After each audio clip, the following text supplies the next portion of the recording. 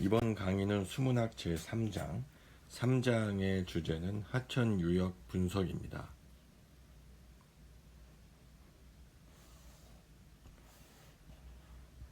자, 3장에서는 유역의 정의에 대해서 먼저 이해를 해야겠죠. 유역은 하천의 수계 내 하천의 어느 지점을 흐르고 있는 유량에 기여하는 상류 면적이다 했어요. 그리고 주로 유역은 산의 능선을 경계로 갖는다고 했습니다. 그렇다면은 산의 능선이라는 것은 산의 고도가 제일 높은 곳이죠. 이 그림에서 보면은 이런 선을 따라서 산의 능선이 형성되어 있습니다. 그러면 지표면에 발생한 강우가 산의 능선 주변에 떨어지게 되면은 능선을 기준으로 해서 흐름의 방향이 달라지겠죠. 그러면 능선 안쪽에 떨어진 강우는 지표면을 따라서 지표면의 표고 경사를 따라서 흐르다가 하천을 만나고 하천의 또 엘리베이션을 따라서 상류, 중류를 따라서 하류로 흘러내려가면은 유역에서 엘리베이션이 가장 낮은 곳이 하천의 유역의 출구가 되는 것입니다. 이 그림에서 보면은 이 지점이 유역의 출구가 되겠죠. 아울렛이라고 합니다. 바꿔 얘기하면은 하천의 출구로부터 엘리베이션을 따라서 상류로 가다 보면은 산의 능선을 만나게 되는데 이 능선이 유역의 경계가 되고요. 이 능선을 넘어가면은 유역을 벗어나는 게 되는 거죠. 그래서 이 유역 내의 면적에 떨어진 강우는 지표면과 하천을 따라서 흐르다가 언젠가는 동일한 그 유역의 출구에서 모이게 된다 하는 게 유역의 개념이 되겠습니다. 그러면 출구를 어디로 잡느냐에 따라서 유역 면적은 항상 달라지겠죠. 지금 이 그림에서 보는 것처럼 출구를 이 그림의 표고가 가장 낮은 지점을 출구로 잡는다고 했을 때 유역의 경계가 이 까만 점선으로 표시된 곳을 유역의 경계라고 한다면 조금 더 상류로 올라가서 한 이 정도 지점을 출구로 잡는다고 하면은 여기서의 유역은 이 지점이 이 지점보다 엘리베이션이 높은 곳이 유역이 되겠고요. 이를테면은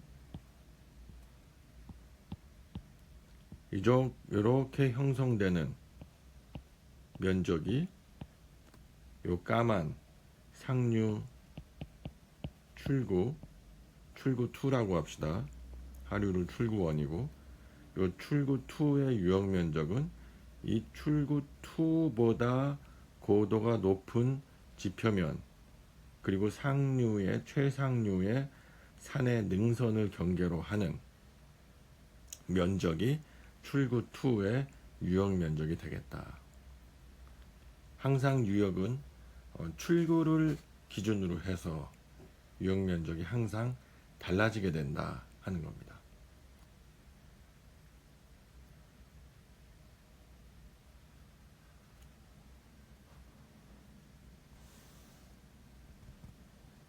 자, 그 다음에 수치 지형도입니다. 디지털 엘리베이션 맵. 과거의 지형은 이렇게 종이지도상에 등고선, 같은 엘리베이션을 연결한 등고선을 가지고 표현을 했죠. 그런데 요즘은 전체 유역의 면적을 바둑판 모양으로 격자를 만들어서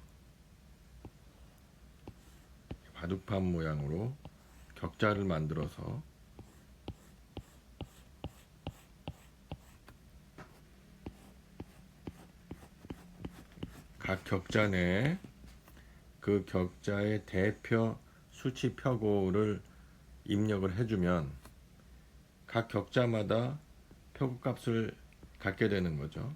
이것을 이와 같이 2차원 또는 3차원의 형태로 표현을 해주면은 입체적인 표현과 분석이 가능해진다.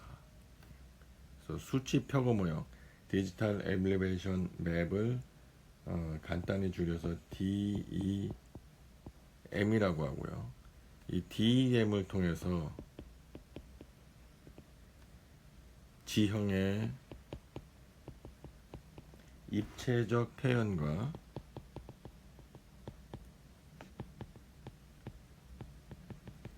분석이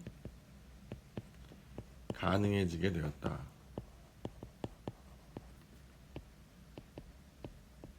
그래서 요즘은 더 이상 종이지도 형태의 등고선 맵, 컨투어 맵이라고 합니다. 은 더 이상 쓰여지지 않고요. 주로 분석과 표현을 위해서 DEM, 수치 표고 모형, 디지털 엘리베이션 맵이라고도 하고 모델이라고도 하고 수치 표고 모형을 통해서 표출과 분석을 수행한다. 이렇게 DEM을 쓰면은 우리가 하천과 유역을 이해하는 데 있어서 여러 가지 기본적인 수치와 통계량들이 필요한데요. 현실적으로 생생하게 이렇게 표현이 되어 있죠. DEM을 통해서 지형을 표현하니까 여기 하천과 저수지, 그러니까 지형 위에 색깔로 생생하게 표현이 되어 있고요. 여기는 이제 주암댐 유역을 여러분들이 보고 계신 겁니다.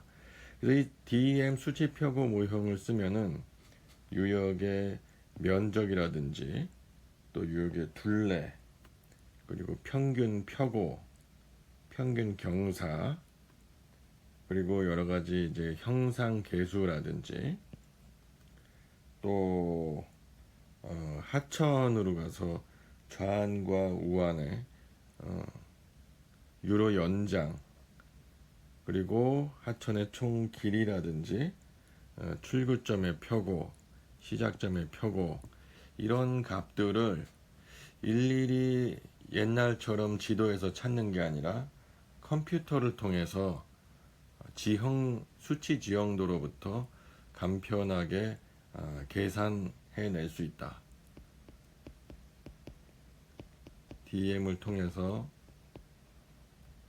DEM을 이용해서 컴퓨터로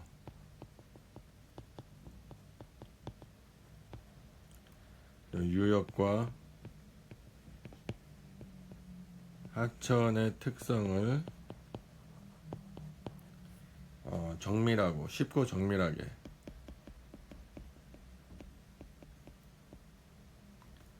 표현하거나 분석할 수 있다.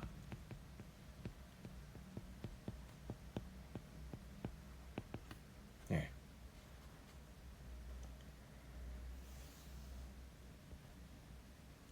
자, 그러면 먼저 유역의 특성 중에 가장 중요한 게 유역의 면적과 유역의 길이입니다. 유역의 길이에는 유역 내에 들어있는 하천, 유역의 하천 길이의 연장선에서 유역의 길이가 표현될 수 있죠. 그래서 기본적인 통계량은 유역은 면적, 그리고 유역의 면적과 형상, 그리고 유역 또는 하천의 길이, 이런 것들이 1차적으로 중요하지 않겠습니까? 그림 3.2에 두 개의 유역이 나와 있는데요. 이 유역 안에 하천이 들어 있겠죠. 하천도 본류가 있고 본류가 유입되는 이렇게 지류가 있고요. 하천의 길이 하면은 본류의 길입니다. 하천의 길이 하면은 지류의 길이는 카운트하지 않고요. 본류 기준으로 카운트를 합니다. 그래서 유역의 출구 지점에서 본류를 따라 하천이 시작하는 본류의 발원점까지의 길이를, 이 길이를 하천의 연장이다 라고 표현을 하죠.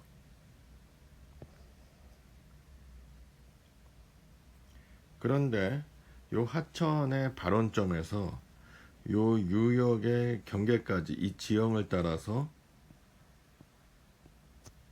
연장해서 유역의 경계와 만나는 점, 이 점부터 하천의 유역의 출구까지의 거리, 이 거리를 유역의 길이다 라고 표현을 합니다. 자, 그래서 요걸 구분해서 하천 연장은 LC,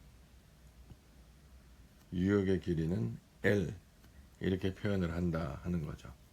그러니까 유역의 길이는 하천 발원점에서 유역 경계까지 연장을 했기 때문에 유역의 길이는 어쨌든 하천의 길이보다는 무조건 크겠죠. 그리고 또 하나의 길이 개념이 유역 중심거리라고 있어요. LCA, Length to Center of Area. 그래서 LCA인데 이거는 뭐냐면은 유역의 면적 중심이 있어요. 이 중심은 면적 중심입니다. 여러분들 역학에서 얘기하는 도심이라고 하죠. 도심, 면적의 중심. 요 손가락으로 요 유역을 오려낸 다음에 손가락으로 유역의 중심에 손가락을 올려놓으면은 요 면이 쓰러지지 않고 중심을 갖고 손가락 위에 받쳐놓을 수 있겠죠. 그 중심이 면적 중심이 됩니다. 그 면적 중심으로부터 가장 가까운 본류상 지점, 이 지점으로부터 유역의 출구까지의 거리를 유역 중심거리다, LCA로 표기를 합니다. 그래서 여러분들이 유역과 하천의 길이 중에서 딱 세 가지는 기본적으로 확실하게 좀 알아두자. L과 LC와 LCA, 요 세 가지는 기본적으로 꼭 알아두자 하는 겁니다. 왜 중요하냐? 요 세 가지 길이를 가지고 여러 가지의 경험식들이 나와요. 그래서 그 식을 이해하려면은 요 용어에 대한 정의를 확실하게 기억하는 것이 필요합니다.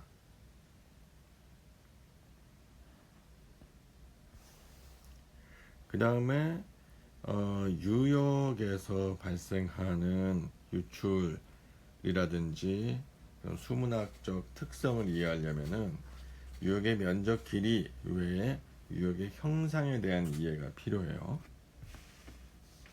유역의 형상은 밑에 A, B, C 세 가지의 형상이 나와 있는데 A처럼 좁고 긴 형태, B처럼 중간 형태, C처럼 부채꼴 모양의 넓게 퍼진 형태. 자, 같은 유역의 면적이 같고 같은 양의 강우가 발생했을 때 이 출구에서 발생하는 수문곡선이 어떤 형태일까요? 그 좁고 긴 형태는 피크가 작고 늦게 발생해요. 그래서 오른쪽에 있는 숨은 곡선에서 보면은 A가 제일 오른쪽에 있는 이런 형태의 곡선을 띄게 됩니다. 피크가 첨두가 작고 천천히 늦게 발생한다. 그 이유는 유역의 가장 먼 쪽에 떨어진 강우가 출구까지 도달하는 시간이 길기 때문에 첨두 유량의 발생도 그만큼 늦어질 수밖에 없는 거죠. 반대로 부채꼴 모양의 유역은 넓게 퍼져 있는 반면에 본류의 길이가 상대적으로 짧죠. 그렇기 때문에 강우가 짧은 시간에 집중적으로 모이게 되죠. 그래서 피크의 양도 크게 나타나고 발생 시간도 빠르게 나타난다. 첨두가 크고 빠르게 나타난다.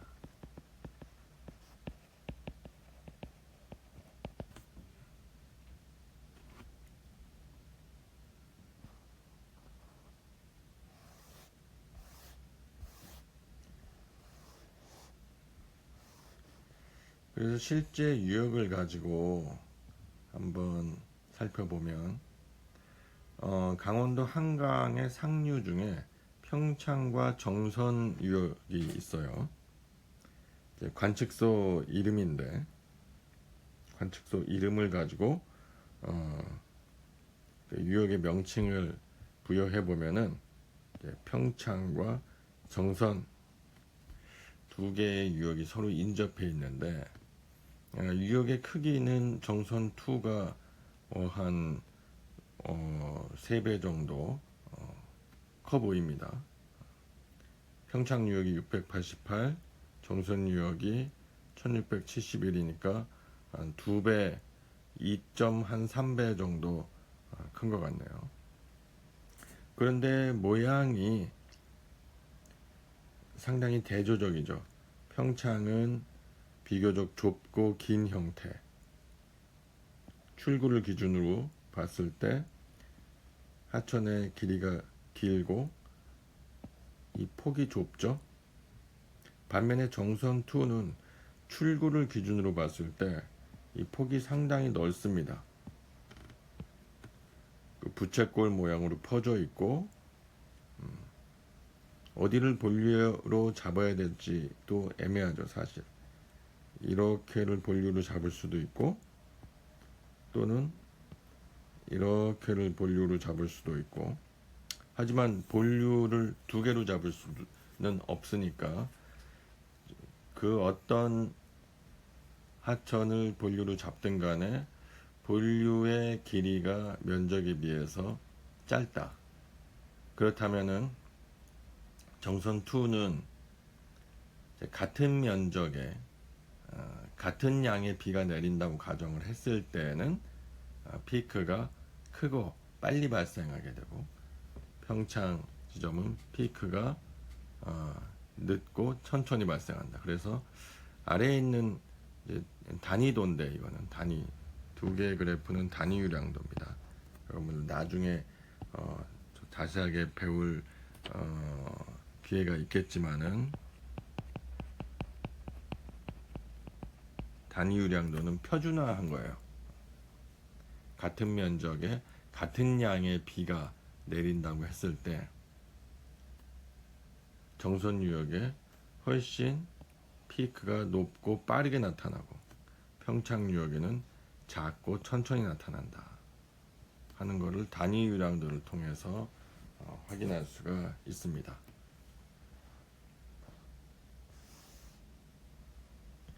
자, 이와 같이 유역의 형상에 따라서 수문학적 반응이 다르게 나타나는 건데요. 유역의 형상은 굉장히 다양한 형태가 있습니다. 그래서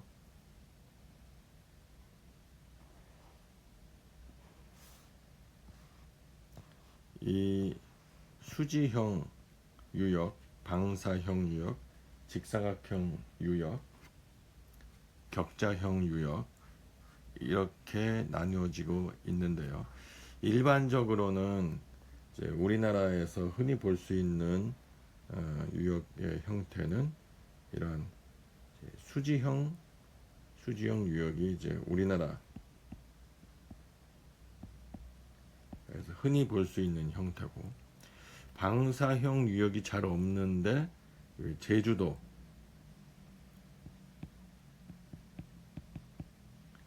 제주도에서 특이하게 방사형 유역의 형태를 확인할 수가 있다. 직사각형이나 격자형 유역은 우리나라에서는 좀처럼 보기 힘든 형태입니다.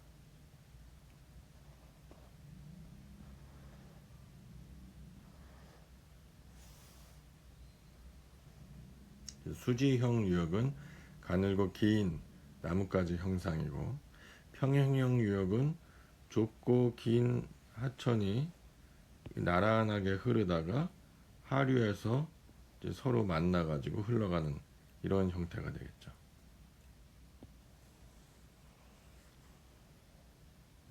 이런 유역의 형태가 되겠고요.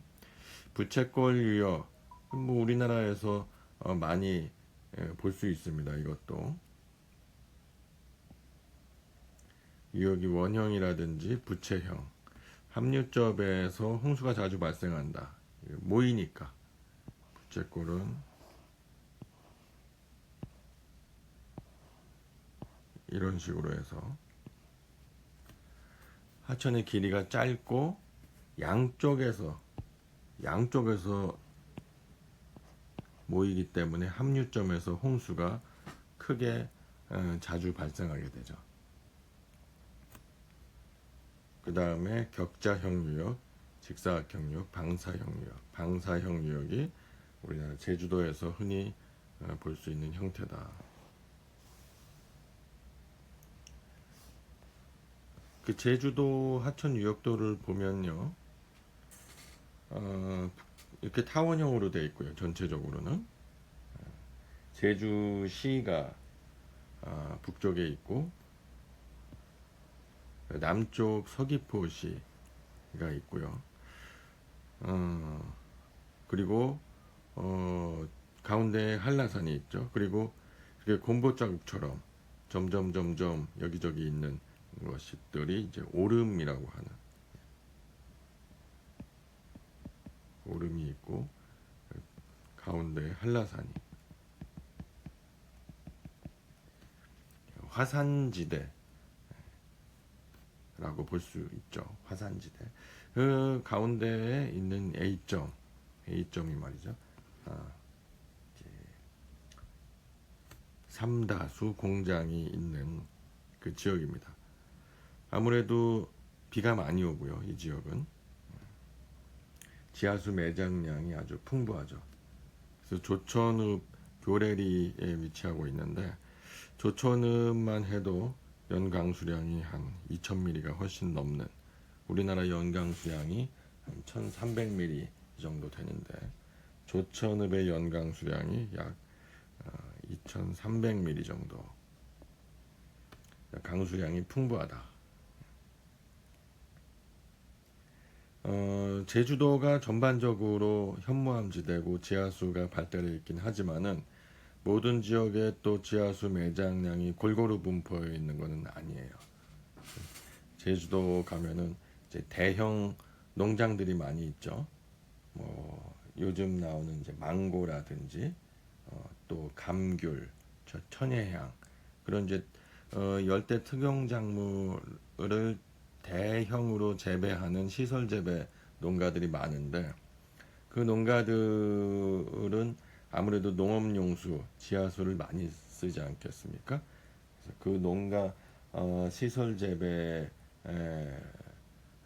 설치할 때는 그 지역의 지하수 매장량이 충분히 있는지를 미리 확인하고 설치하는 것이 매우 중요한 부분입니다.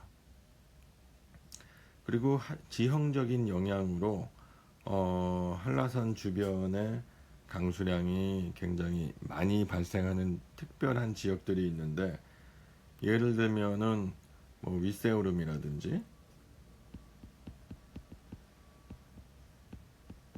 윗세오름도 오름의 일종이죠. 수많은.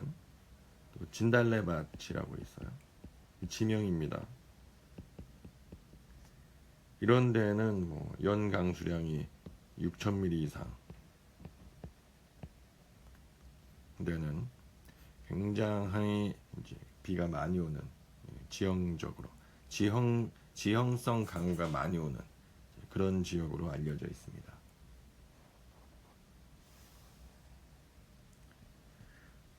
제주도 유역이 방사형 유역이라고 배웠는데요.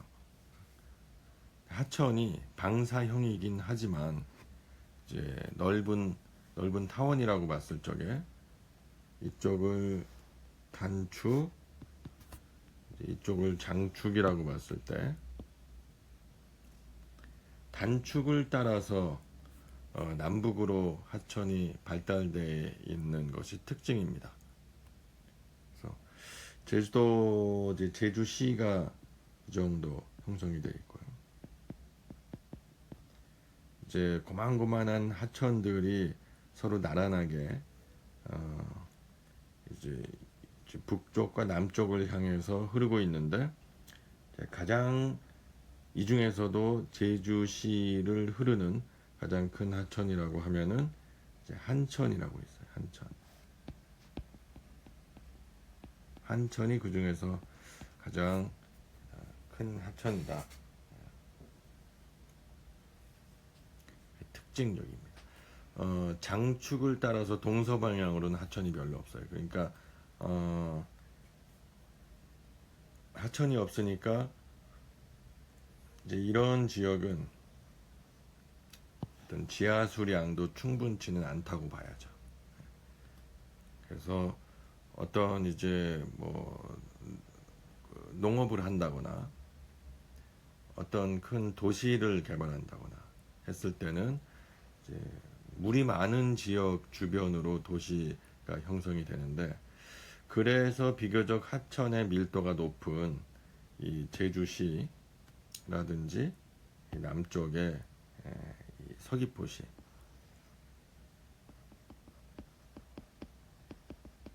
포시가 하천의 밀도가 높은 지역을 중심으로 발달해 있다.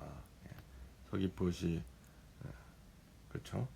서귀포시가 한 이 정도 있을 겁니다. 비교적 하천의 밀도가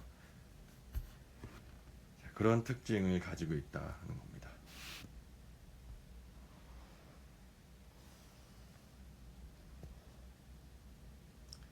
그래서 이러한 길이와 면적을 가지고 유역의 형상을 나타낼 수 있는 계수가 몇 가지 개발된 것들이 있어요.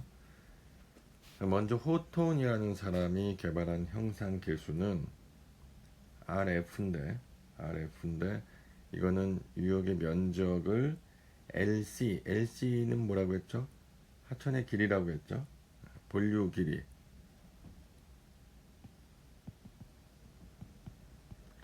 유역의 면적을 본류 길이의 제곱으로 나눠준 값이니까 결과적으로 무차원이겠죠. 길이 제곱을 나눠주니까. 이런 형상계수가 있고요. 스나이더의 형상계수는 L로 표현을 하는데, L 곱하기 LCA. L은 유역의 길이라고 했죠. LCA는 유역 중심거리. 유역 길이와 유역 중심거리의 곱의 0.3제곱으로 형상계수를 정의했고요. 유역의 평균 폭이라고 하면은 유역 면적을 하천 길이로 나눠준 값. 이건 평균 폭이기 때문에 단위가 길이의 단위를 갖는 거죠. 무차원이 아니고. 유역의 형상계수 중에 밀집도는요, 영어로 compactness ratio 또는 circularity ratio 이렇게 명칭이 되어 있습니다. 다시 말해서 유역이 얼마나 원의 형상과 가까우냐를 나타내는 지표라는 얘기죠. 그래서 여기 정의를 보면은 유역과 동일한 면적을 갖는 등가원의 원주 길이와 유역 경계 길이의 비다 이렇게 해놨는데 한번 봅시다. 지름이 예를 들어서 조금 줄여볼까요? 예를 들어서 지름이 D이고 이런 원의 면적을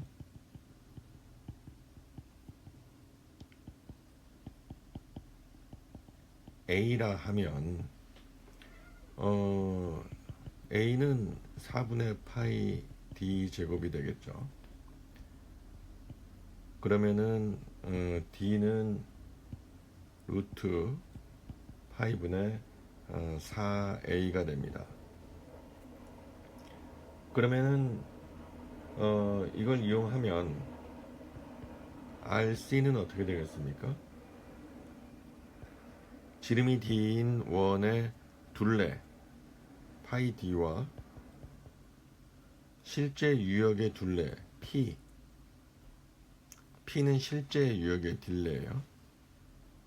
유역의 경계 길이 이 B가 되고 D가 루트 파이분의 4A이기 때문에 루트 파이분의 4A이기 때문에 정리하면 0.282 곱하기 루트 A분의 P가 되죠. 그래서 이러한 공식이 만들어지는 겁니다. 만약에 이 유역이 완전히 정사각형 유역이다. 이런 식으로 정사각형 유역이다. 그러면은 한 변이 L이다. 모든 변이 L이다. 하면은 둘레 길이는 4L이 되겠죠. P는 4L이 되는데 이 L이 얼마겠습니까? A는 L제곱인데 이게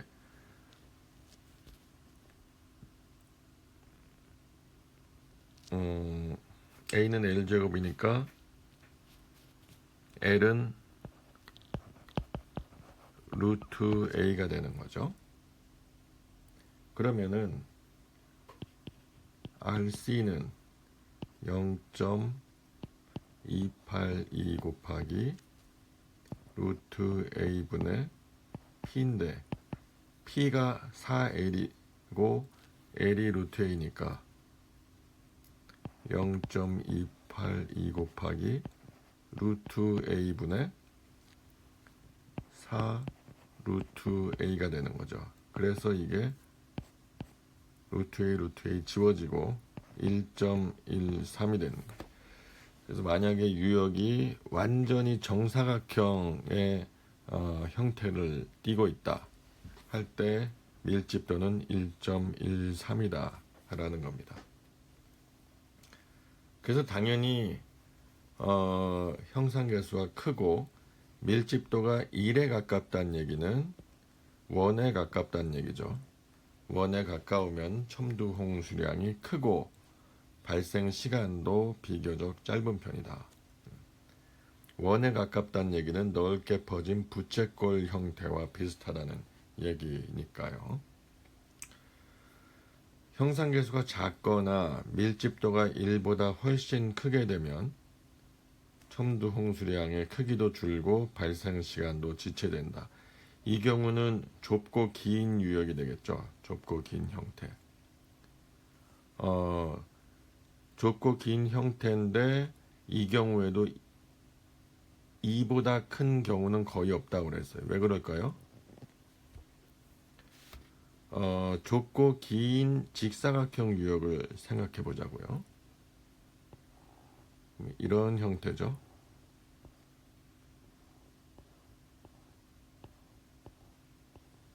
이렇게. 그래서 이 직사가 극단적 형태의 짧은 변이 L이고 긴 변이 뭐 한 10L이다 라고 하면은 굉장히 좁고 긴 직사각형 유역이라고 볼 수 있겠죠. 그렇게 되면은 이 면적은 얼마입니까? 10L 제곱이 되겠고요. 그러면은 이 경우에 L은 루트 10분의 A가 되겠어요. 그리고 P는 얼마가 됩니까? 22L이 되죠. 그러면은 22 곱하기 루트 10분의 A가 될 겁니다. 그러면 RC는 0.282 루트 A분의 P라고 했는데 이게 0.282 루트 A분의 22 곱하기 루트 10분의 A가 돼요. 그래서 계산을 해보면 약 1.96이 됩니다. 거의 2에 가까운. 실제 유역이 이렇게 뭐 1대 10을 훨씬 넘어서는 유역, 1대 10도 뭐 쉽게 존재하기 어려운 유역일 것 같은데 뭐 1대 15, 1대 20 이런 유역은 생각하기 어렵죠. 그래서 실제는 이보다 큰 경우는 거의 없다는 겁니다. 1대 10만 해도 약 1.96, 2에 가까운 밀집도를 보이기 때문에 그렇다는 얘기죠. 자, 다음은 유역의 평균 고도. 뭐 고도를 산정하는데 교점법, 등고선 면적법, 등고선 연장법, 면적고도 곡선법. 이 중에 면적고도 곡선법을 힙소메트릭 커브라고 한다. 밑에 그림 3.7에 나오는 커브가 힙소메트릭 커브입니다. 쉽게 얘기해서 이런 이제 유역 내 지형의 형태가 이렇게 끝이 뾰족한 지형 생각할 수 있겠죠. 이런 식으로. 반면에 좀 끝이 뭉툭한 정상부가 뭉툭한 이런 형태의 지형도 생각할 수 있겠어요. 그러면은 이제 높이가 다 다르지만 높이를 이제 100으로 놓고 봤을 적에 같은 고도에서 같은 상대 고도에서 똑같은 상대 고도에서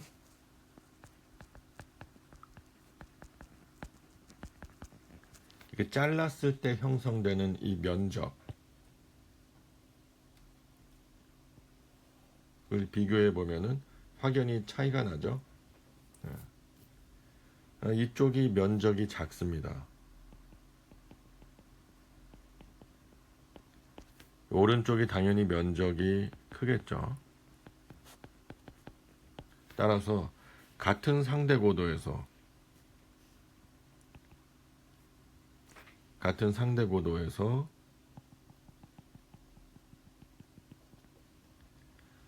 면적이 큰 쪽이 이쪽이 되겠고 면적이 작은 쪽이 이 C가 되겠다. 이 침식 특성 곡선이라고 된 이 그래프를 보면 그렇다는 걸 알 수가 있죠. 이럴 적에 A가 보통 유년기 지형이라고 하고 C가 노년기. 우리나라가 이 노년기 지형에 해당됩니다.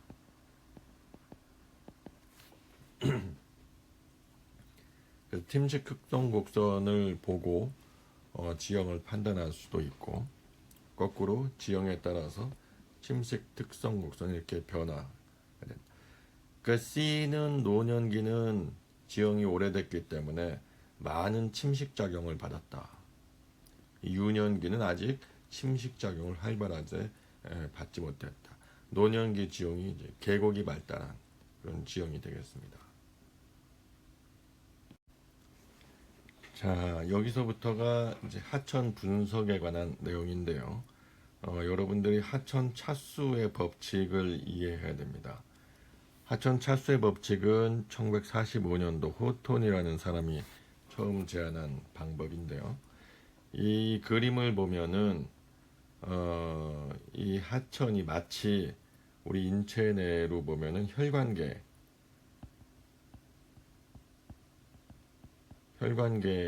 또는 신경계와 같은 모습을 띠고 있다는 것을 알 수가 있죠. 혈관계가 뭐 동맥, 정맥, 이런 이제 모세혈관,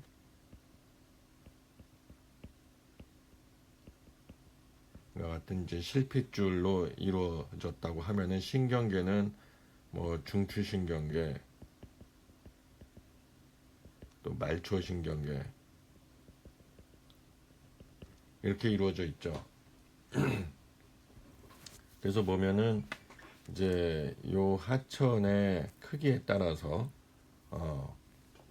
차수를 부여하게 되는데, 우리가 이 오른쪽에 있는 그림에서 짐작할 수 있듯이 이런 발원점에서 실핏줄처럼 시작되는 이러한 하천의 시작부를 1차 하천으로 부여를 합니다.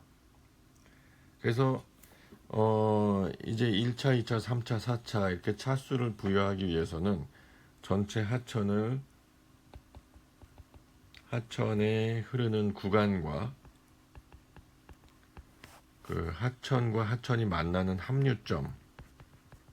합류점은 일종의 이제 노드, 이제 구간을 이제 보통 링크라고 하는데, 링크와 노드, 구간과 합류점으로 이제 구분을 하는 거죠. 구분을 해서 각각의 구간에 차수를 부여하는 겁니다. 그 구간 중에 1차의 차수를 부여하는 게 발원지에서 시작되는 구간에 우선 1차를 부여합니다. 이런 데가 되겠죠, 다. 이런 데가 다 1차가 됩니다. 시작부. 그래서 같은 차수의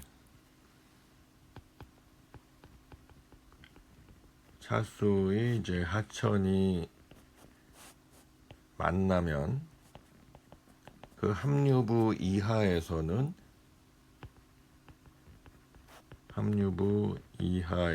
이제 I 플러스 1차 차수가 하나 높아지는 거죠. 그런데 차수가 다른 하천이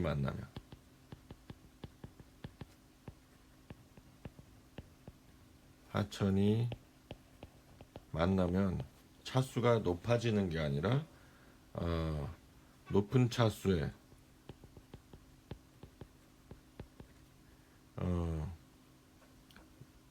등급이 계속 유지된다 하는 거예요. 1차와 2차가 만나면은 이게 3차가 되는 게 아니라 그냥 2차로 계속 이어진다. 1차와 3차가 만나도 4차가 되는 게 아니라 3차가 계속 이어진다. 이런 얘기입니다. 그래서 예를 들어서 보면은 이 그림에서 1차와 2차가 만날 때는 2차가 되고요.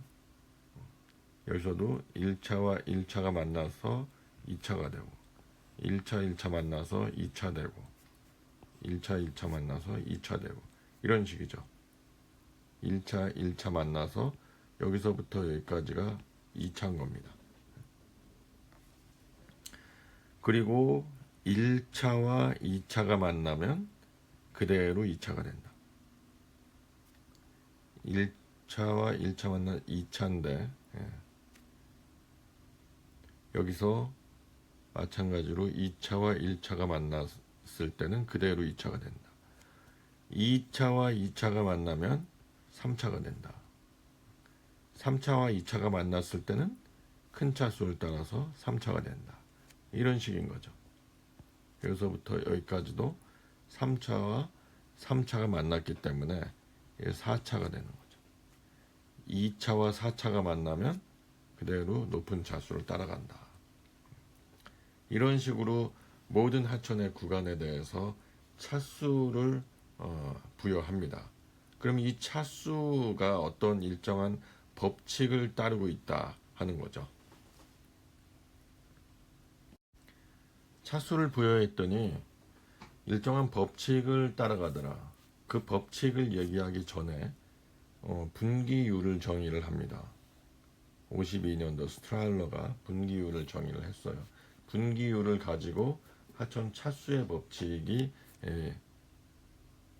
만들어집니다. 이 분기율이라고 하는 것은 유탄 차수를 갖는 하천의 개수비예요.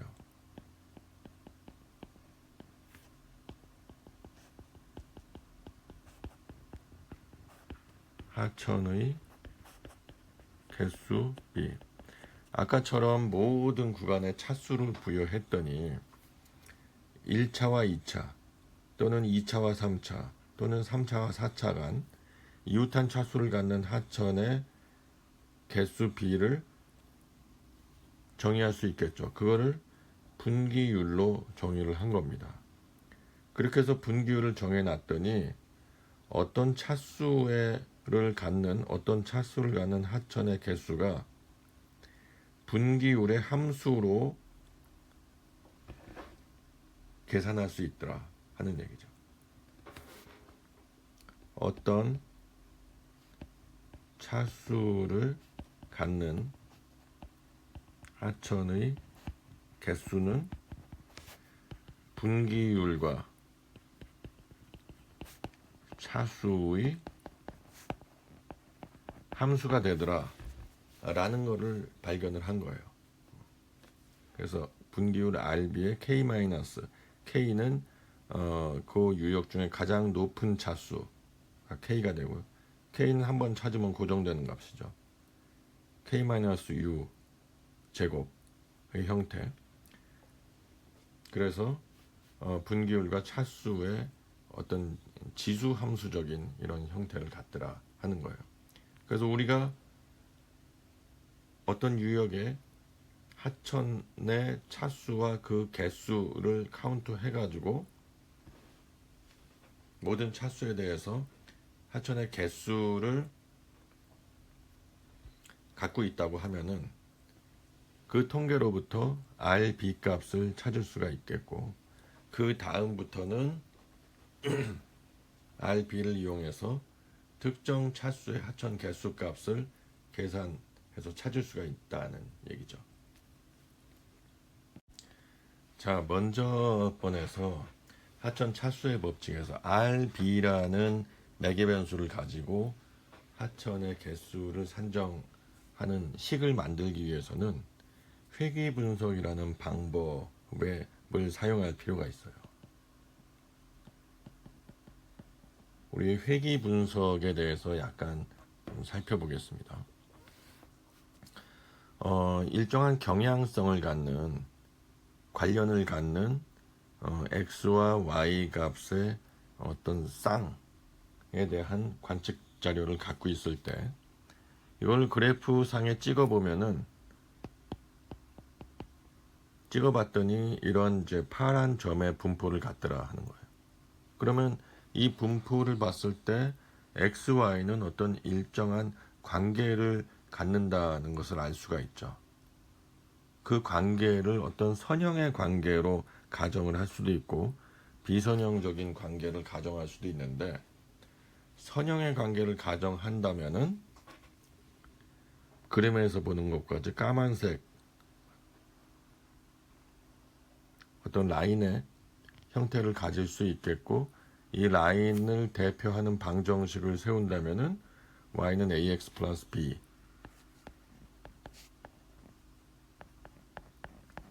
의 방정식을 세울 수 있겠다.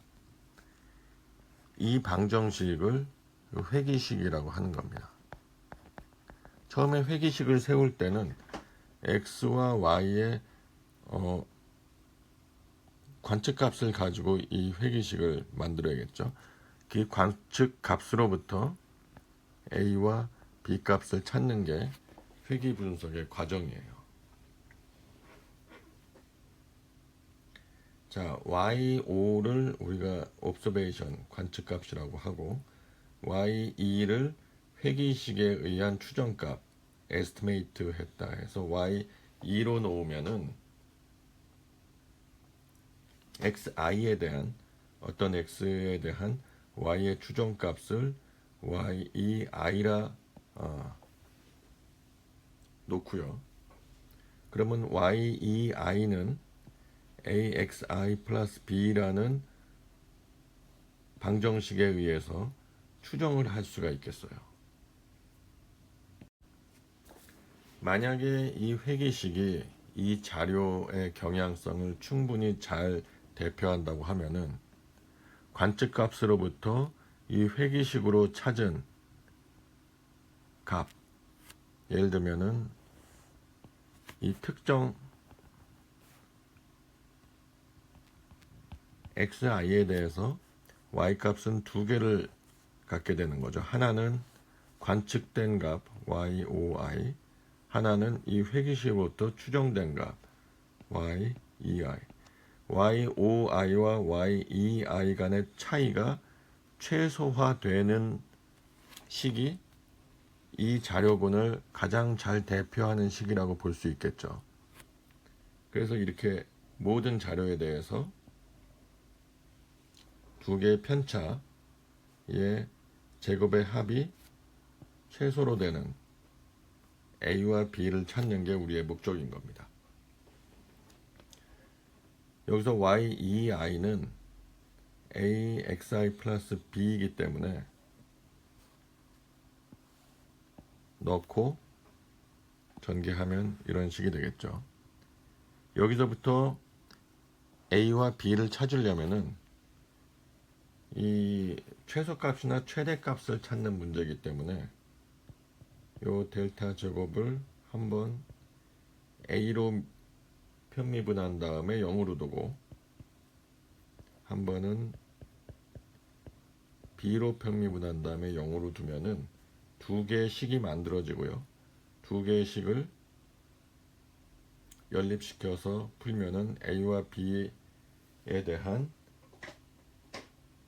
식이 만들어집니다. 그 식을 이용해서 A와 B 값을 찾는 거예요.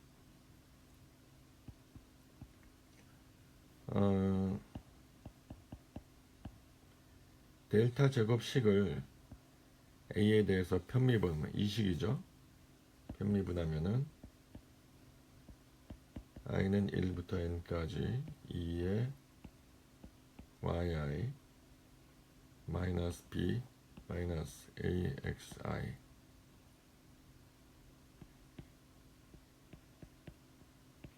는 0이 되고요.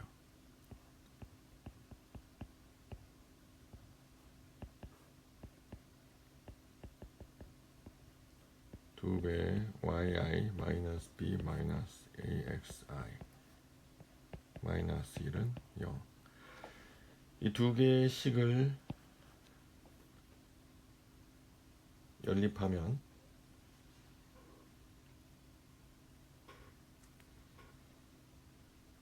A와 B에 대한 식이 만들어지는데 여기 시그마 기호가 들어있기 때문에 좀 간단히 표현하기 위해서 대괄호를 시그마 i는 1부터 n까지 xi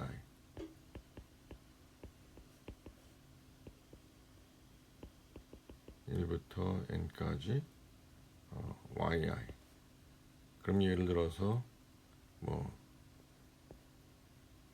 xy다 하면은 i는 1부터 n까지 xi yi 이런 식이겠죠.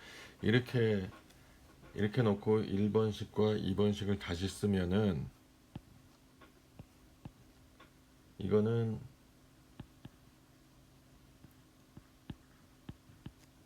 마이너스 b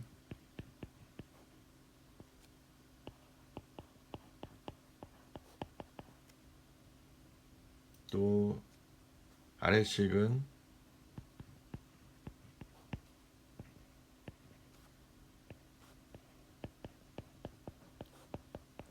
이렇게 돼서 이 두 식을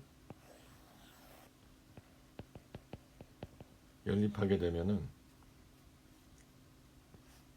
결국 A는 n 곱하기 n은 자료의 개수예요.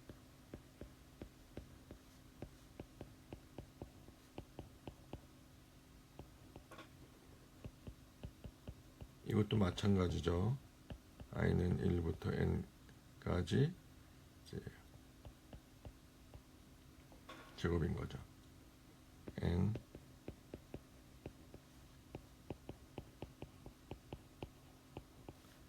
되고 b는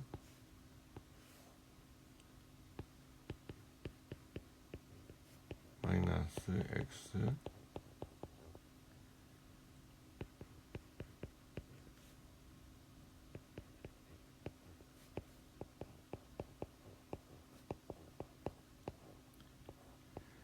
이렇게 됩니다.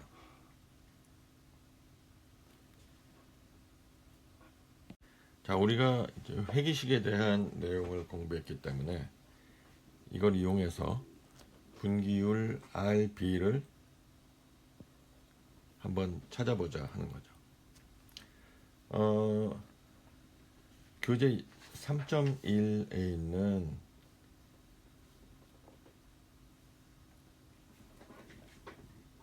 어떤 하천에 대해서 차수별로 하천의 개수를 문제에서 주어졌어요. 그래서 1차의 경우에는 31개, 2차의 경우에는 10개, 3차가 3개, 4차가 1개. 그래서 이런 통계를 가지고 이 하천 차수 법칙의 매개 변수 RB를 찾으려면은 먼저 배웠던 회기식의 A와 B를 찾는 식을 이용해야 되기 때문에 통계에서 이런 통계가 필요하죠. Y 또는 XY 또는 X제곱 이런 통계가 필요하단 말이에요. 그래서 이 값을 찾기 위해서 이제 엑셀에 테이블을 이렇게 만든 거죠. 계산 테이블을. 여기서 보면은 최고차 수는 K가 4차예요. 하려면은 이제 어떤 통계값이 필요하냐면은 이 하천 차수의 법칙에서 양변의 로그를 취하면 자연 로그든 상형 로그든 상관없습니다. 로그 NU는 K-U 곱하기 로그 RB. 그럼 여기서 우리가 배웠던 회기식을 적용하기 위해서 로그 NU를 Y로 놓고 K-U를 X, 로그 RB를 A로 놓으면은 나중에 회기식으로부터 A를 찾으면은 RB는 10의 A제곱 또는 자연 로그 했으면 2의 A제곱 이렇게 되겠죠. 그래서 X 합을 찾기 위해서 K-U에 대한 거, 또 X제곱은 K-U의 제곱, 또 Y는 로그 NU니까 로그 NU에 대한 또 통계, 이런 식으로 XY 하면은 로그 NU 곱하기 K-U. 그래서 이런 이제 칼럼들에 대한 계산이 필요한 겁니다. 그래서 합을 구하면은 K-U의 합은 6, K-U의 제곱의 합은 14, 이런 통계들이 필요한 거죠. 그래서 봅시다. 요 A 값을 찾기 위해서는 여기다 모자를 씌운 거는 샘플러부터 추정된 값이란 얘기예요. n 곱하기 x제곱의 합 마이너스 x 곱하기 x n 곱하기 xy의 합 마이너스 x 합 곱하기 y 합. 이렇게 하면은 n이 4차잖아요. 자료가 4개죠. 곱하기 x제곱의 합은 14 마이너스 x의 합은 6이죠. 6 곱하기 6 4 곱하기 xy의 합은 6.951이 되겠죠. 마이너스 x의 합이 6 y의 합이 2.968 이해갑니까? 그렇다면 이 계산의 결과는 20분의 9.98 해서 약 0.5가 되고요. 그러면 RB는 10의 0.5제곱이니까 3.16 정도가 됩니다. 자, 이러한 하천 차수의 법칙을 하천의 개수뿐 아니라 하천의 길이에도 적용할 수 있다는 얘기예요. 그래서 U차 하천의 평균 길이, U차 하천의 평균 길이입니다. 는 1차 하천의 평균 길이가 제일 짧겠죠? 1차 하천의 평균 길이 곱하기 하천 길이비 RL의 U-1제곱, 이런 이제 하천 길이의 법칙을 제시를 했고요. 여기서도 역시 마찬가지로 하천의 통계를 이용해서 이 하천 길이비를 회기식으로 구하는 과정은 하천 개수의 법칙과 같은 과정을 거치게 됩니다. 그래서 표 3.3에 보면은 각 하천의 차수별 하천의 평균 길이, 1차 하천이 제일 짧고요. 4차로 갈수록 평균 길이가 늘어나게 되죠. 그래서 각 하천의 평균 길이가 주어져 있고, 이것도 역시 회기식을 이용해서 구하기 위해서는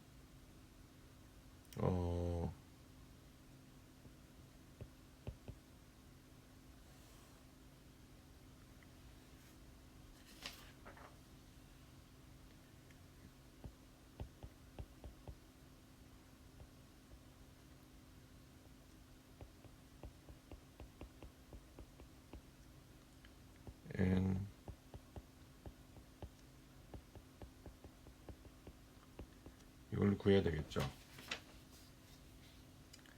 그래서 보면은 4 곱하기 x제곱의 합은 14 마이너스 x의 합은 6 분의 4 곱하기 xy의 합은 4.701 마이너스 x의 합이 6 y의 합이 2.135 해서 20분의 5.994 약 0.2997이니까 0.3 정도 되는 거죠. 이 값이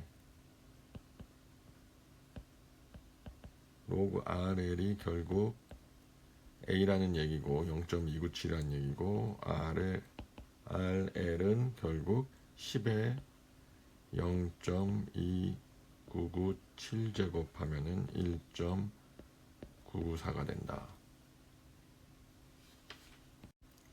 자, 면적도 같은 식이에요.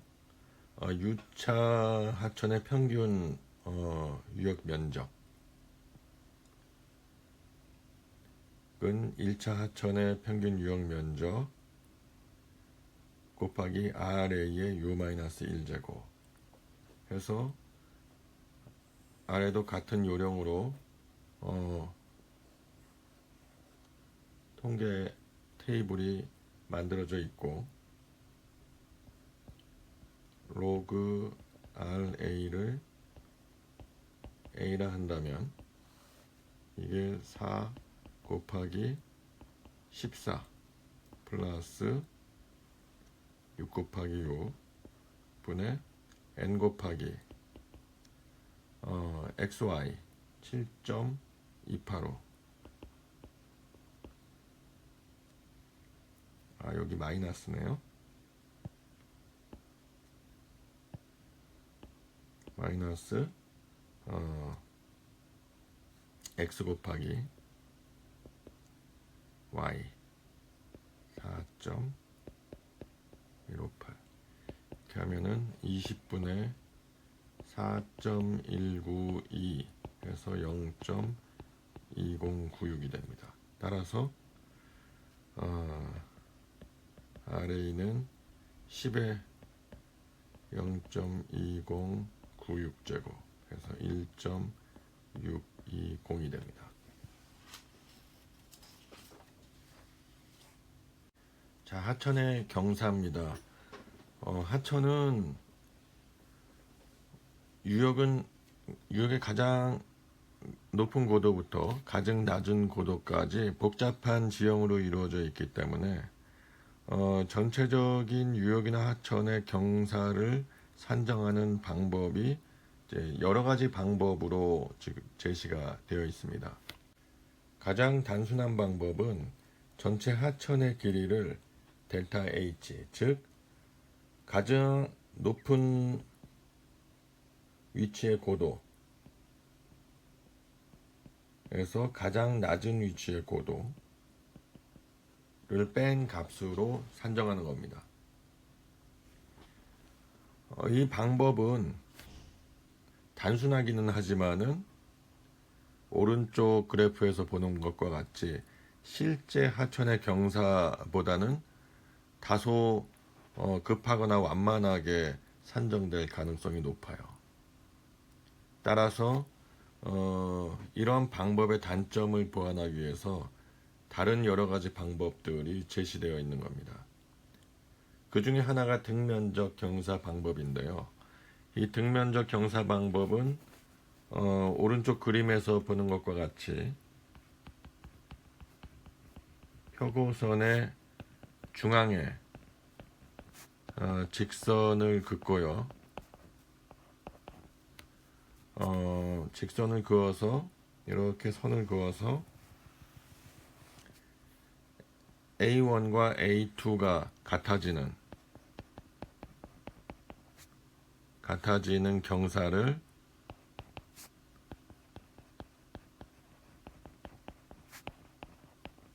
찾는 겁니다. 단순 경사 방법보다는 조금은 더 유역의 대표 경사를 좀 찾는데 합리적인 방법이라고 볼 수도 있겠죠. 그 다음에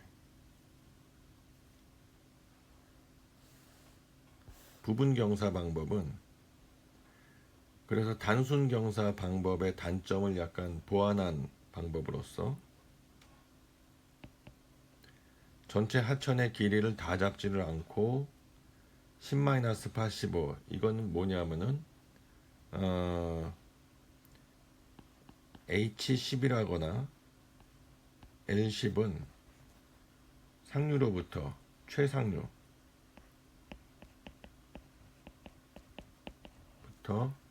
하천 총 길이의 10% 되는 지점의 표고나 또 길이 이걸 나타내는 값이에요. 그래서 가장 높고 또는 가장 낮은 지점의 표고나 길이는 빼고 그 중간에 10%에서 85%까지를 그 하천의 대표 구간으로 보고 대표 구간에 대해서만 경사를 산정하겠다 하는 거죠. 그게 부분 경사 방법이고요. 등가 경사 방법이 사실은 수리학적인 원리가 가장 좀 잘 반영된 방법이라고 볼 수 있겠습니다. 자, 이 등가경사 방법이 수리학적인 원리가 반영됐다 하는 얘기는 여기서 매닝 공식이 사용이 돼요. 매닝식은 여러분들이 수리학에서 배웠듯이 등류에 대한 평균 유속 공식이에요. 자, 평균 유속이기 때문에 시간 t를 구하는 데 있어서 구간의 거리를 유속으로 나눠주면 시간 t가 산정이 되고요. 이때 이 유속을 이 매닝식을 사용해서 산정하겠다 하는 거죠. 그래서 전체 구간의 길이를 총 L이라고 하고 전체 구간의 통과 시간을 T라고 하면은 전체 구간을 N개의 작은 구간으로 나누고 각각의 구간에서의 길이와 통과 시간을 소문자 L과 T로 표현을 합니다. 그러면 각각의 구간의 통과 시간을 TI라고 하면은 이거는 각 구간의 길이를 각 구간에서의 평균 유속으로 나눠주면 되죠.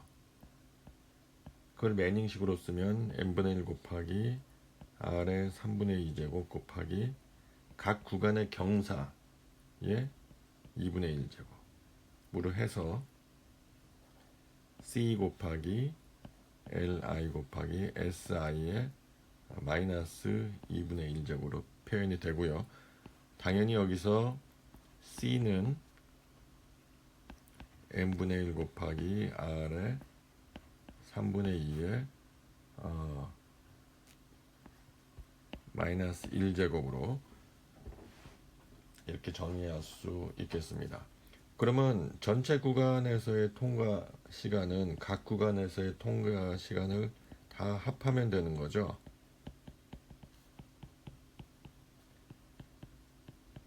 이렇게 되니까 이거는 C에 L1에 S1에 마이너스 2분의 1 플러스 L2에 S2에 마이너스 2분의 1 점점점 ln에 sn에 마이너스 2분의 1 해서 C에 시그마 기호 이용해서 li si의 마이너스 2분의 1제곱이다. 자, 이걸 1번식이라고 하고 한편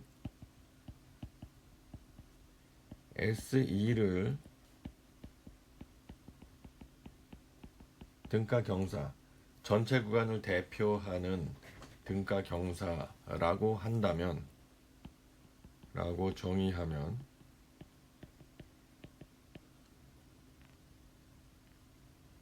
전체 구간의 통과 시간 t는 c 곱하기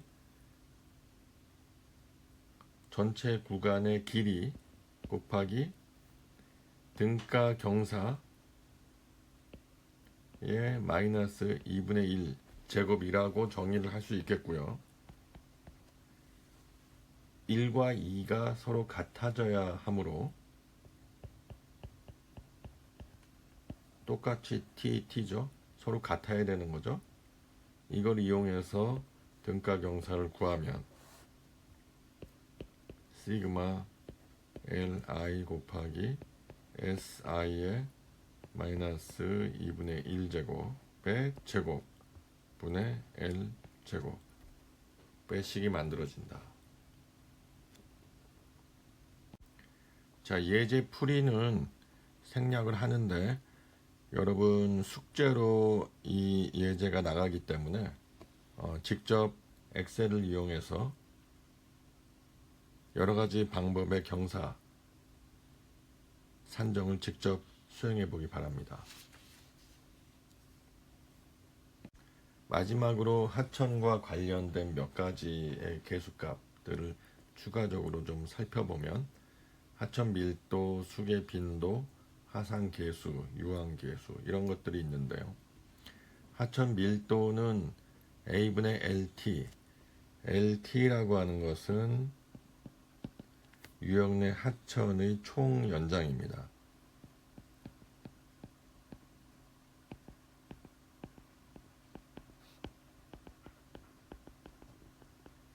유역 내 하천의 길이가 크냐 작냐로 단위 면적당 하천의 길이, 이걸로 하천 밀도를 표현하고요. 수계 빈도는 하천의 연장이 아닌 하천의 개수로 표현을 해서 A분의 시그마 NI의 합. 그래서 NI는 I차 하천의 개수.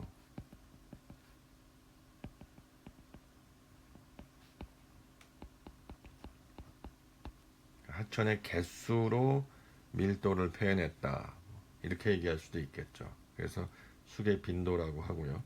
하상 개수는 Q 미니멈, Q 맥시멈, 연간 최소 유량과 최대 유량, 1년에 매일같이 평균 유량을 산정한다면 365개의 Q가 있죠. Q1부터 Q365개의 1유량 중에 최소값과 최대값의 비율을 하상계수로 한다. 유항계수는 Q355분의 Q10 이렇게 했는데, Q10이나 Q355는 뭐냐면요, 예를 들면 Q10이다 하면은 이 Q10이라는 유량보다 큰 유량이 연중 10일 미만,